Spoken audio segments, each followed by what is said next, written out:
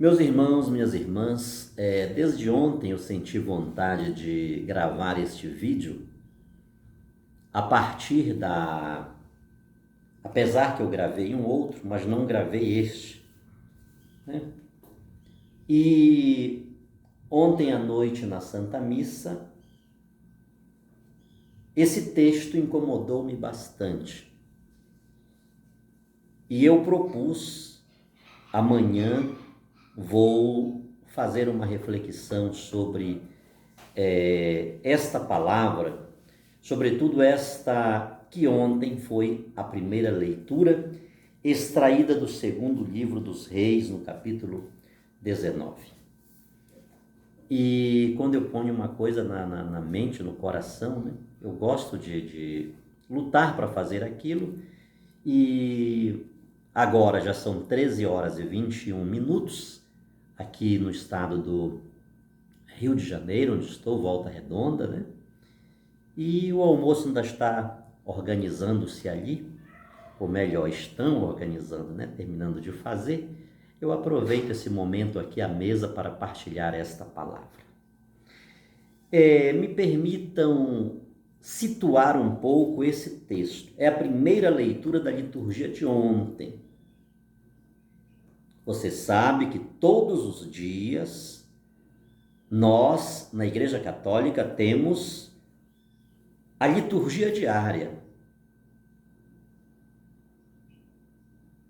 Temos textos do Antigo Testamento e do Novo Testamento. Isso é todo santo dia, todo santo dia. Não esqueça, a igreja que mais lê a Bíblia é a Igreja Católica, e de forma litúrgica e sistemática. Estamos nesses dias acompanhando o segundo livro dos Reis, e você deve ter percebido quanta coisa grandiosa temos experimentado através da liturgia da palavra. E o nosso evangelho de ontem foi São Mateus, capítulo 7, versículo 6 e do 12 ao 14. E o nosso salmo foi o de número 47. Por favor, não saia da igreja dizendo que na Igreja Católica não se usa a Bíblia, não se lê Bíblia, não se ensina a Bíblia. Conte outra. Porque essa não cola, tá bom? E eu sou uma testemunha viva disto. E é uma das razões que eu apaixono-me a cada dia pela Igreja Católica, porque desde criança minha mãe me ensinou a ler praticamente na Bíblia. Todos os dias eu tinha que dar um texto, nem que fosse um versículo da Bíblia decorado. Isso era tarefa diária. Concomitantemente, eu fui aprendendo desde criança que os católicos não... Até porque nós usávamos Bíblia. Um protestante ele não vai para a igreja sem que leve um exemplar da Bíblia. E os católicos não, né? Não é de praxe, porque tem uma outra liturgia, né?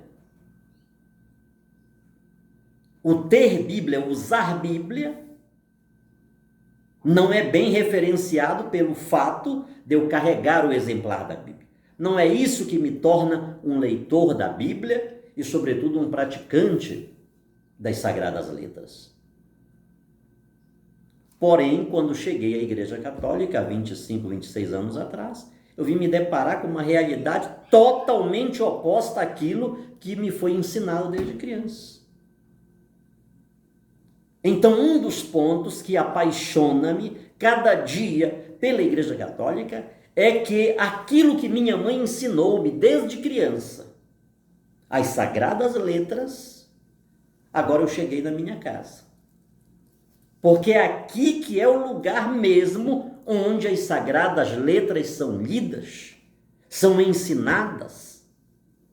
e a partir da maternidade eclesiológica.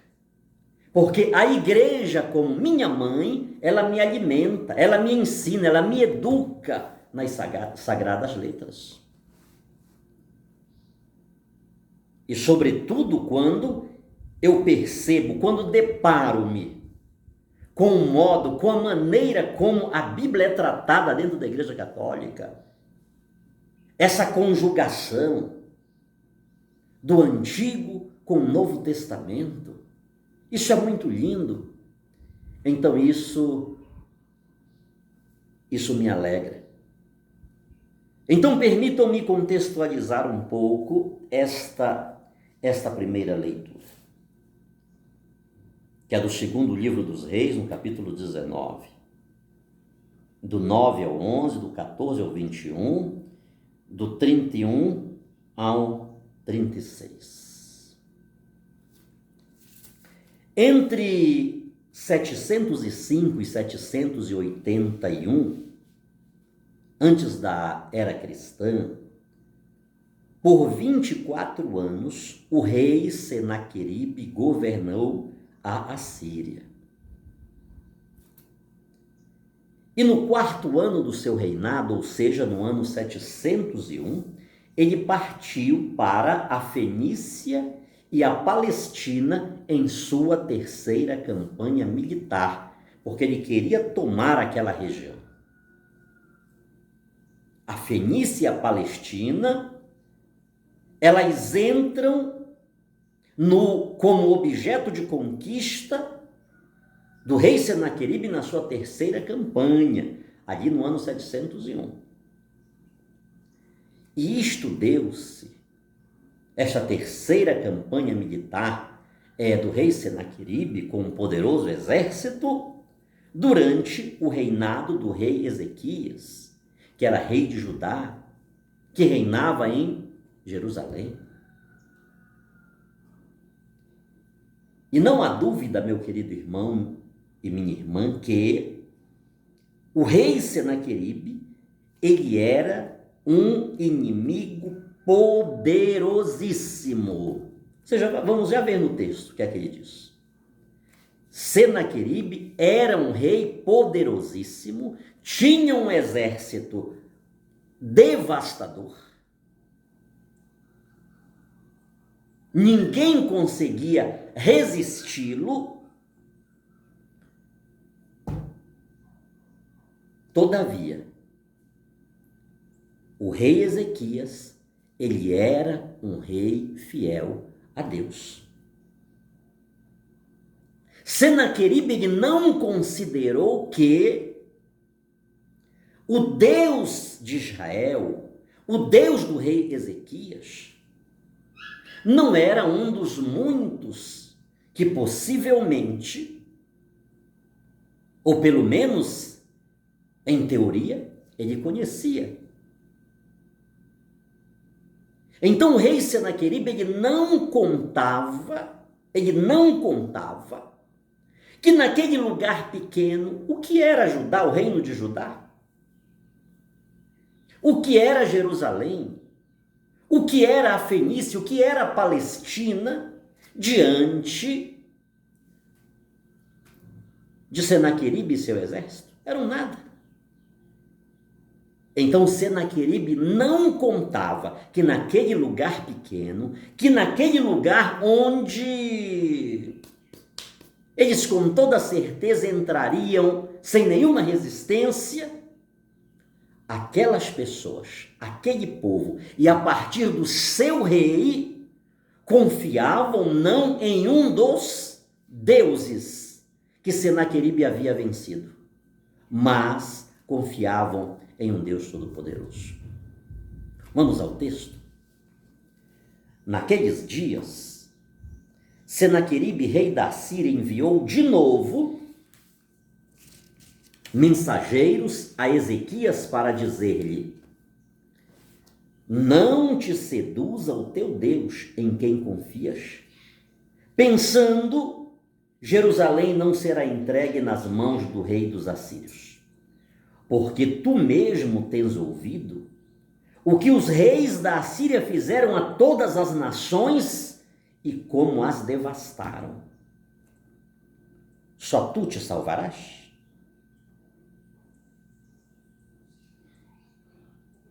Observemos a dimensão, a profundidade, a alteza, a confiança desta correspondência que o rei Senaqueribe mandou para o rei Ezequias de Judá. Muito bem. Ezequias tomou a carta da mão dos mensageiros. Pronto, aqui a gente já está sabendo que não foi um recado verbal, foi uma carta. Ele escreveu uma carta muito bem redigida, né? E mandou lá para o rei Ezequias. Bicho lindo, não é mesmo? Ezequias tomou a carta da mão dos mensageiros e leu-a. Depois, estendeu a carta diante do Senhor e na presença do Senhor fez a seguinte oração. Para a gente não perder muito tempo, para não ficar muito longo, né? Que se o missionário for falar isso aqui, vai levar um tempo todo. Eu já queria te convidar, meu irmão amado, meu irmão querido, pegue aí essa carta. Talvez não seja uma carta escrita, foi um recado, um telefonema, talvez uma mensagem no Zap que você recebeu, um e-mail que você recebeu hoje, um e-mail de afronta, de humilhação, de desapropriação. De repente foi uma correspondência da justiça. E você está se sentindo aí acabado, arrasado, destruído. Uma notícia que chegou até você, né? Alguém ligou, você atendeu, meu Deus do céu, o que eu vou fazer agora com esta notícia? Ezequias pegou aquela carta, aquela correspondência, ele subiu ao templo do Senhor, estendeu a carta diante do Senhor e na presença do Senhor fez a seguinte oração. Já pegou a carta? O e-mail? O Zap, a mensagem que recebeu? Vamos agora, junto com o rei Ezequias, colocá-la diante do Senhor? Vamos agora fazer a oração de Ezequias? Qual foi a oração que Ezequias fez? Senhor, Deus de Israel, que estás sentado sobre os querubins. Tu és o único Deus de todos os reinos da terra. Tu fizeste o céu e a terra. Inclina o teu ouvido, Senhor, e ouve. Abre, Senhor, os teus olhos e vê. Ouve, Senhor, todas as palavras de Senaqueribe, que mandou emissários para insultar o Deus vivo. É verdade, Senhor. É verdade que os reis da Assíria, antes de Senaqueribe, eles devastaram todas as nações e seus territórios, lançaram os seus deuses ao fogo. É verdade, Senhor. Mas eles fizeram isso porque eles não eram deuses. Tudo que eles eram, Senhor, eram obras das mãos dos homens, de madeira e pedra. Por isso os puderam destruir. Mas agora, Senhor nosso Deus, livra-nos de suas mãos, para que todos os reinos da terra saibam que só tu, Senhor, és Deus.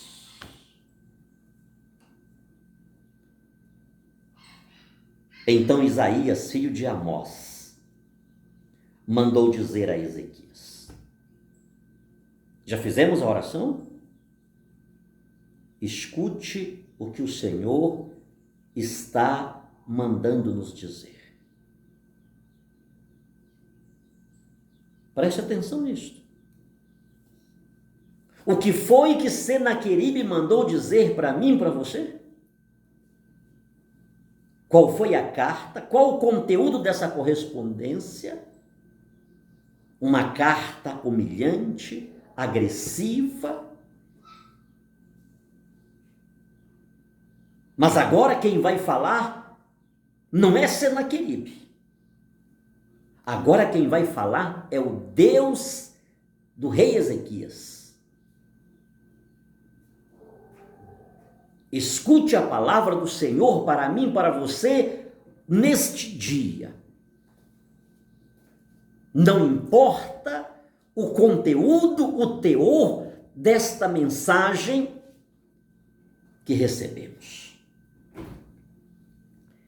Isaías, filho de Amós, mandou dizer a Ezequias: assim fala o Senhor, o Deus de Israel. Senaqueribe não entrará nesta cidade.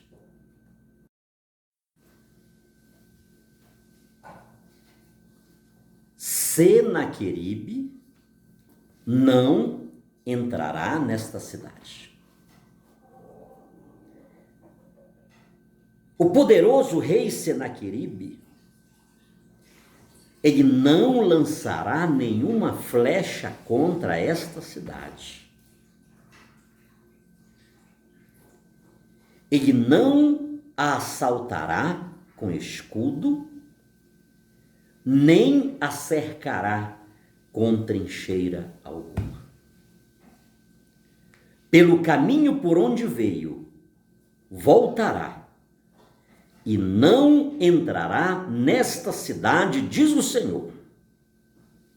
Protegerei esta cidade e a salvarei em atenção a mim mesmo e ao meu servo Davi. Vamos repetir? O que é que Deus está dizendo? O que é que Deus está falando? Não é o poderoso rei Senaqueribe. Não é o poderoso rei Senaqueribe que está falando. Quem está falando agora é alguém diante de quem simplesmente Senaqueribe é pó, é nada. Por mais poderoso e imperioso que seja. Já prestou atenção, queridos, que muitas vezes nós nos curvamos diante dos Senaqueribes, que diante de Deus nada são? Já prestou atenção que não poucas vezes nós simplesmente nos dissolvemos, nos decompomos, nos diluímos diante das palavras dos Senaqueribes? Já diante da palavra de Deus, nós não sentimos nada. Parece que o poderoso é o Senaqueribe, Deus não. Mas hoje é para darmos atenção, maior atenção, e atenção absoluta e irrestrita a Deus. E Ele está dizendo para nós, através de Isaías: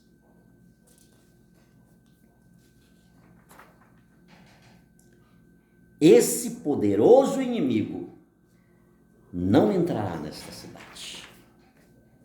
Ele não lançará nenhuma flecha contra ela. Ele não a assaltará. Ele não a cercará. Determinemos isto, queridos. Determinemos isto. Esse inimigo visível ou invisível, ele não vai colocar uma cerca ao redor da minha casa. Ele não colocará uma cerca ao redor dos meus sonhos, ao redor dos meus projetos.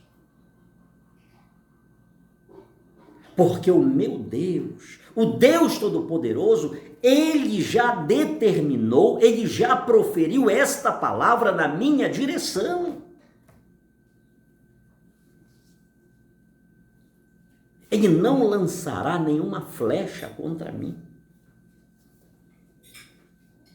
Ele não vai ter a mínima condição de lançar pelo menos uma flecha contra mim. Porque o meu Deus já disse que Ele não vai lançar nenhuma flecha. Ele não vai assaltar a minha cidade, a minha vida. Termino por aqui, mas gravemos uma coisa. O evangelho de ontem foi o evangelho da porta estreita. Não é?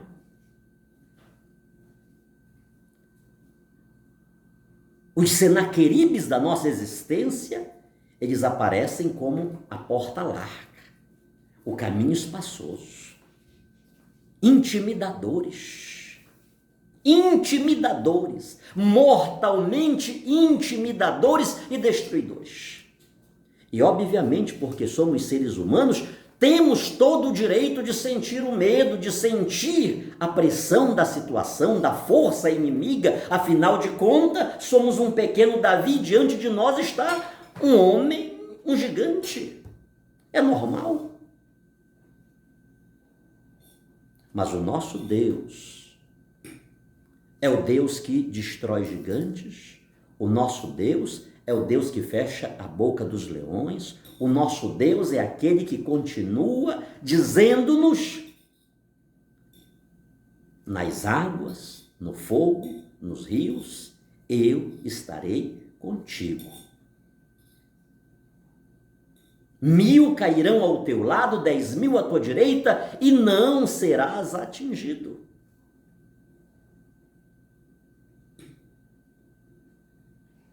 É diante dessa palavra, é diante dessa afirmação que o nosso coração precisa curvar-se. É diante da palavra de Deus e não dos Senaqueribes que devemos nos curvar. Vejamos sim o problema, vejamos sim a dimensão das afrontas e do que nos pode acontecer. Mas não esqueçamos que o nosso Deus é maior. Não nos esqueçamos que essas portas largas, esses caminhos espaçosos que colocam-se diante de nós, eles não significam muito. Você viu o que eu disse ainda agora no início, há pouco? O fato de eu andar com Bíblia de um lado e para o outro não significa que eu observo a Bíblia, que eu obedeço a Bíblia.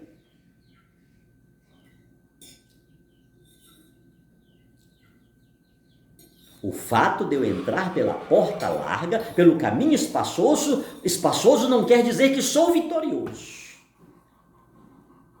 Deus continua usando as portas estreitas e os caminhos apertados para surpreender as portas largas e os caminhos espaçosos.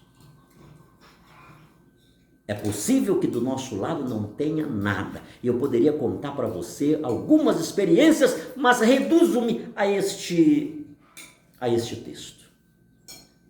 Porque eu já tive muitas experiências neste aspecto, neste sentido. O que temos do nosso lado? O que somos? Um pequeno Davi. O que tem à nossa frente? Um gigante. Um mar vermelho. Deserto. Faraó. Ou seja, não temos nada perto de nós. Tudo que temos é uma porta estreita, é um caminho apertado. É nessa porta estreita e nesse caminho apertado que surgirá o grande livramento do Senhor. É aí que está a diferença. Na porta larga e no caminho espaçoso haverá destruição.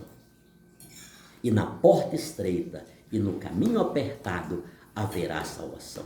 Por isso, o imperativo de Deus hoje: entrai pela porta estreita.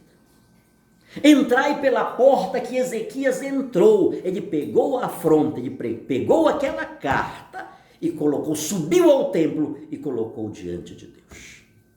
Coloquemos as nossas queixas, as nossas demandas diante de Deus. Entremos por essa porta estreita, porque ela não é apenas uma porta que nos leva a um determinado lugar. Essa porta é o próprio Senhor Jesus Cristo, Todo-Poderoso, Rei dos Reis e Senhor dos Senhores. Sobre todos nós, a bênção desse Deus Todo-Poderoso, Pai, Filho e Espírito Santo. Amém.